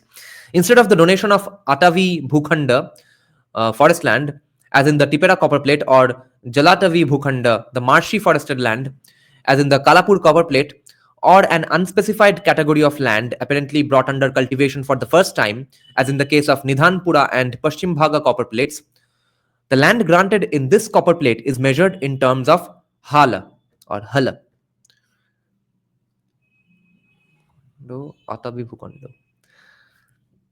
This land abutted with houses and spread across many villages, nana grame, Bengali word. In other words, the temple was granted land along with attendant labor. This was in a swampy area adjoining tribal land. Yet, plough culture has become so common that land is measured in terms of ploughshares, even in the most forested and marshiest part of Bengal. The transactional network of this temple, as indicated by the two spread, the transactional network of this temple, as indicated by the spread of the gift land across a wide area, seems to be widespread. It got 2 halas of land at Katakhal in Bengali, identified with a locality of the same name in the Hailakandi subdivision of Kachar district, 10 halas of Salachapara areas of Kachar district, and many halas along with quote unquote houses in the areas of adjoining Bhatera. It was also granted 10 halas to the west of Sagara. The translator of this copper plate has rightly equated this with Haur, a local pronunciation of Sagara, referring to the sea-like swamps. Oh. However, even in these deep marshes, some varieties of Bodo rice, a species specific to the marshy areas of Bengal, not Bodo rice, it's Bodo rice, Bodo chal, I guess, grew plentifully. Here we have probably the first recorded evidence of successful negotiation of this swampy landscape. Howrah Howrah वहां से हावड़ा आया Howrah. In Samatata, right from the days of the Gunaighar copper plate of 507 CE, marshy land was granted to Buddhist or Brahminical religious institutions. Yet there is no parallel to this grant of land along with houses in a marshy landscape in all South Asia. A distant parallel is provided by a similar practice in Angkor period Cambodia. There, whenever a new area was conquered by the king, he tried to bring it under his effective control by planting temples or bringing the existing temples under the network of the imperial temple of the capital city. If new temples were planted by the state in the newly conquered area, they were generally granted marshy lands and attendant slave labor. With the help of the slave labor, the temple had to bring the marshy and forested areas under cultivation. This created a new resource base for the state in the long run. In Bhatera copper plate, the temple of Shiva was granted houses rather than slave labor. That is, members of specified households in the granted villages were required to contribute labor to the temple. This was essential for its survival in a sparsely populated area. One important differentiation is also discernible. It is also in Sylhet district, especially around Bhatera, that we find references to the grant of quote unquote houses along with some halas of land to the temple. In Kachar district or in the areas of Hill Tipera, only some halas of land were granted, not houses. Probably these areas were not settled enough for a grant of household labor to the temple. Here, the temple had to play a more active role on the agrarian frontiers and devise ways to interact with the tribal substrata. सब कुछ temple ही कर रहा है. This gives significance to the fact that some lines in this copper plate were written in a tribal language, obviously addressed to a tribal audience. No wonder today's Babu's offices, district magistrate offices are frequented by people who treat those Babus as gods or respected Purohits of ancient years. The institutions are similar. We should also note the total absence of any indication of Buddhist presence in the tracts granted to this temple. Okay? Absence of any indication of Buddhist presence in the tracts granted to this temple. In some other parts of early medieval Bihar and Bengal, we see that Buddhist institutions were present on agrarian frontiers and played an important role in detribalization. This does not appear to be the case in the Bhatera copper plate. Some other parts of early medieval Bihar and Bengal did get help from Buddhism on this topic, but not in the case of the Bhatera copper plate. We have seen that the land granted to the temple was spread across many villages, and no Buddhist presence of any kind is referred to, even indirectly. This may indicate a gradual decline of Buddhism in the area. The resource mobilization capacity of Govinda Keshava Deva, as well as his patronage to Brahmins and Brahminical temples, seems to have increased in the later part of his reign. Thus, in the second Bhatera copper plate, issued by his successor Ishana Deva, it is claimed that Govinda Keshava Deva undertook the rite of uh, Tula Puru Tula Purusadhana, Tula Purusadana, acha, Tula Purusadana, donating gold to a Brahmin or a group of Brahmins equal to the weight of the donor. Tula Purushdan. For this nascent state, this ritual must have involved a considerable mobilization of resources. Interesting. So the resource mobilization capacity of Govinda Keshava Deva, as well as his patronage to Brahmins and Brahminical temples, seems to have increased in the later part of his reign. Thus, in the second Bhatara copper plate issued by his successor Ishana Deva, it is claimed that Govinda Keshava Deva undertook the rite of Tula Purusadana, which is donating gold to a Brahmin or a group of Brahmins equal to the weight of the donor. For this nascent state, this ritual must have involved a considerable mobilization of resources. We are also informed that by his Tula Purushadana, the Brahmins got so much wealth that they were covered with golden jewels. So Govinda Keshava Deva, I guess, was pretty fat. And Govinda Keshava Deva became like a wish-fulfilling tree for them, and fully satisfied, they lost the desire to go back to the places of their origins. Yes, obviously. We are also informed that he constructed a lofty stone temple for Krishna. Leaving aside the usual amount of panegyric in this claim, we may visualize that inviting Brahmins and settling them in this nascent state and patronage to Brahminical temples were among the measures through which he tried to legitimate and consolidate his rule.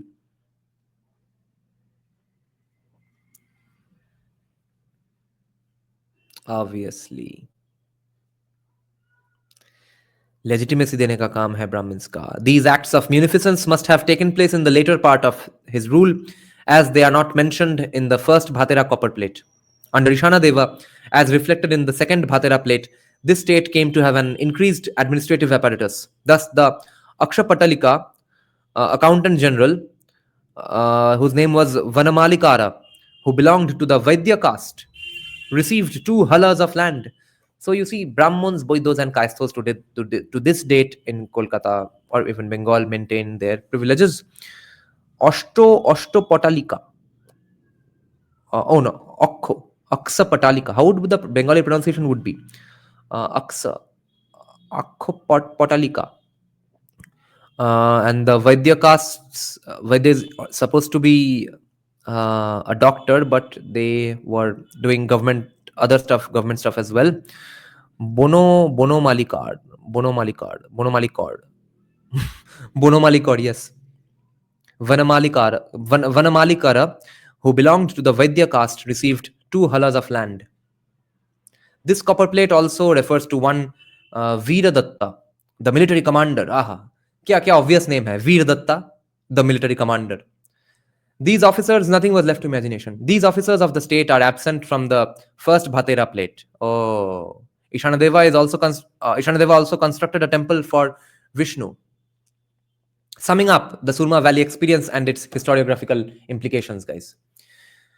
Let me take a bit of coffee and a sip of other things before I get to the conclusion of this paper.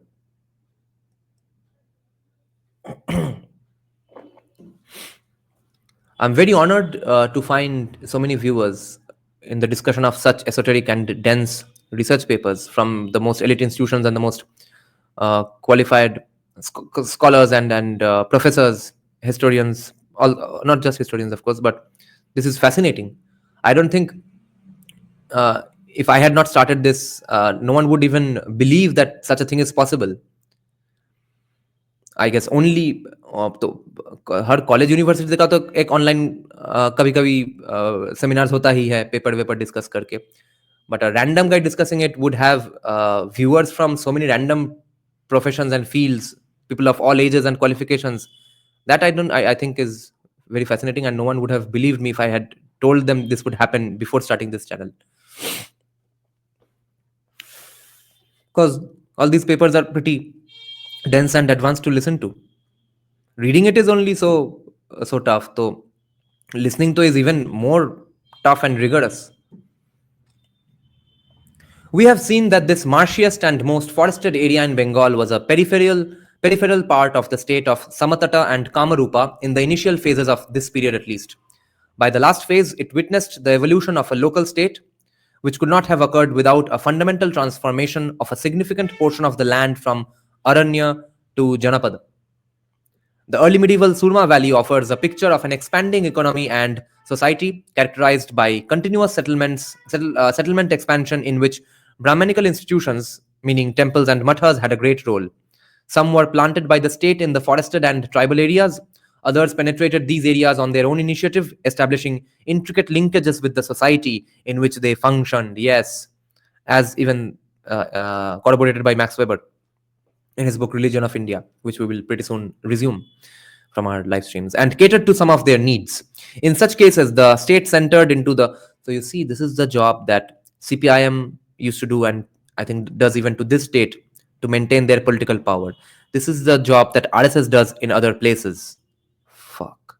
So you see that the name Brahmins means so many things in today's context. Listen to this sentence. Okay. Some were planted by the state in the forested and tribal areas. Others penetrated these areas on their own initiative, establishing intricate linkages with the society in which they functioned and catered to some of their needs. Doesn't it sound familiar? In such cases, the state entered into the scene to patronize them only later, probably to use their linkages with the society for its own advantage. Buddhist institutions were present, but according to available data, without any state patronage. This appears strange, as most of the ruling dynasties of early medieval Samatata Harikela were Buddhists, and their kings took pride in styling themselves as Paramasaugata. Buddhist monasteries failed to enter into institutional collaboration with the state in integrating this forested and marshy periphery. By the end of this phase, we have some indirect indication of spatial contradiction of Buddhism in this area. As a whole, Brahmanical institutions were more active on the agrarian and tribal frontiers of the Surma Valley. So, like CPM of later years. Long before the arrival of Islam in this most forested and marshiest part of eastern Bengal, the local society had devised its own mechanism to tame the jungle, integrate the tribal population into the ambit of Brahminism or Buddhism, cope with fluvial volatility, and cultivate rice through plough agriculture, even in the marshy areas. These developments force us to question those historiographical models which explain the Islamization of eastern Bengal in terms of Islam being the quote-unquote religion of the plough and the quote-unquote harbinger of rice evolution. Wow. Let's see the acknowledgements just for fun's sake. Just because we still have 20 minutes to go before the Libertarian Party live stream starts. Most of the arguments of this article evolved during my tenure at Assam Central University, Silchar, 2004 to 2008, where I had an opportunity to understand some aspects of the geographical peculiarities and historical complexities of the Barak Valley area, Kachar. This would not have been possible without the help and support of Professor Shojol Nag. Later in 2010, an earlier draft of this paper was read at an international conference on environmental history and politics with particular reference to northeastern India, organized by the Department of History, Assam Central University, Silchar. I thank Professor Shojol Nag for inviting me to this conference. Thanks are also due to the anonymous referees for their comments. I take responsibility for the shortcomings of this article. This was good stuff. This is fascinating stuff. And we will have some queries and questions that have arisen in our minds, which we will take up with him tomorrow at 7:30 p.m. Let me check some comments now. Then I'll go offline at 7:15 p.m. and come back at 7:30, guys. Bro, this is very cool, not dense at all. For some people, it is. It is not that dense for me anymore because of having gone through Nietzsche, Sri Aurobindo, Declan Quigley, Nicholas Dirks. वो सब पढ़ लेने के बाद कुछ भी और dense नहीं लगता है. मगर जो लोगों का इंग्लिश में उतना ग्रास्प नहीं है और फिर वो थोड़ा एकेडमिक रिगर्ड भी नहीं है, ऐसे ही कूल लग रहा था इसलिए चैनल फॉलो कर लिए, अब थोड़ा बहुत इंटरेस्ट आ गया है, उसके लिए, उन लोगों के लिए भी काफी डेंस है ये सब। और वैसे तुम तो भाई मेडिकल के बंदे हो, तुम्हारा क्या है, तुम तो पढ़ पढ़ के पूरा जिंदगी बिता लिए। हम खेलकूद वालों के लिए भी थोड़ा सोचो, प्रिविलेज भोसरी के। Most area of Bengal was jungle, no agriculture and village. No, that was the topic of the paper. Okay, it was mostly Aranya. It was turned to Janapadas with the help of Brahmins, because of Brahmins, and they were the pioneers of the land. A big fan from Holdia, Shoham Maiti. Thank you, Shoham. Holdia, the place near Tamralipti of ancient eras, and our Shubhendu Adhikari.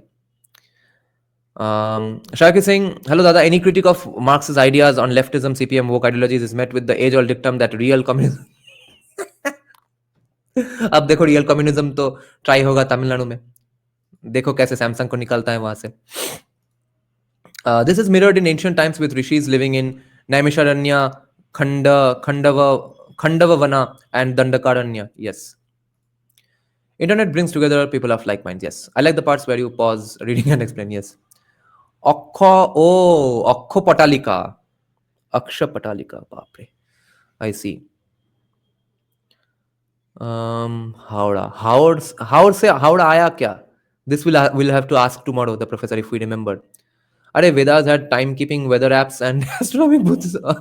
Yes. This to even Irfan Habib said. Hamare favorite historian aaj ke din mein. Irfan Habib said that Brahmins' respect was predicated on the fact that they had knowledge of calendars. So everyone had to talk to them, respect them, and get knowledge from them. Brahmins knew timekeeping and agriculture. Yes, corroborated by the great Irfan Habib. I was reading Thomas Sowell yesterday. He quoted Nehru and criticized his stance on profit. Yes. Which book? Brahmin supremacy established. Lol. Only my vision of communism is the best, and the rest will follow.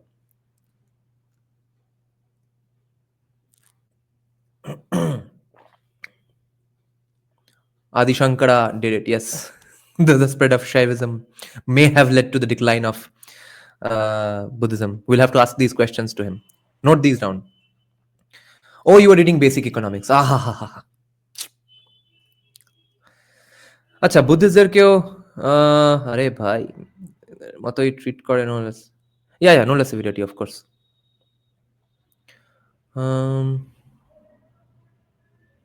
Me no speak no English.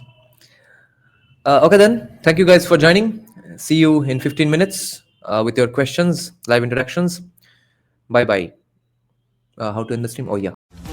যদি সবাই ফিরে যায় ওরে ওরে ও ভাগা সবাই ফিরে যায় যদি গহন পথে যাওয়ার কালে কেউ ফিরে না যায় তবে পথের কাটা তুই রক্ত মাখা চরণ তলে একলা দলরে তুই রক্ত মাখা চরণ তলে একলা দলরে যদি তোর ডাক শুনে কেউ না তবে একলা চলো রে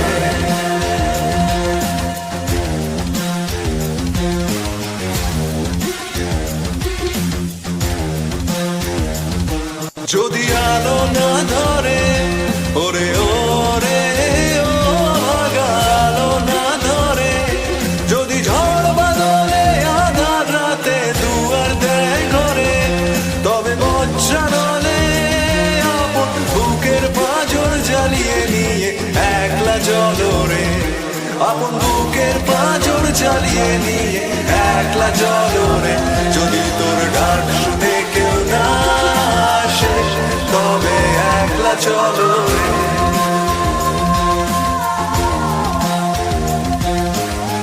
একলা চলো একলা চলো একলা চলো একলা চলো রে